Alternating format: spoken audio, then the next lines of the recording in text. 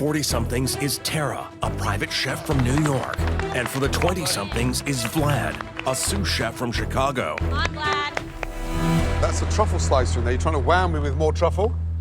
He's a bougie little bitch, not gonna lie. Vlad is just a little too cocky. Back home, Vlad calls himself Truffle Boy, and that's all over his social media. Vlad, what's under here? Under here is a bone-in Australian Wagyu, lobster mushrooms, and then a beautiful parsnip puree. You wanted to finish it as well with some extra white truffle. Yep. An expensive dish. This bougie son of a gun. How much you charge for this dish? $225 easy. Well, listen, young man, that steak is cooked beautifully. This is incredible.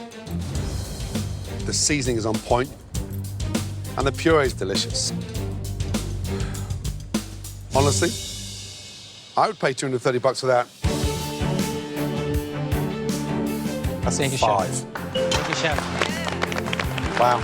The red team, you're welcome. Because of Chef Vlad, Truffle Boy, I brought it today, and we're winning. Let's go.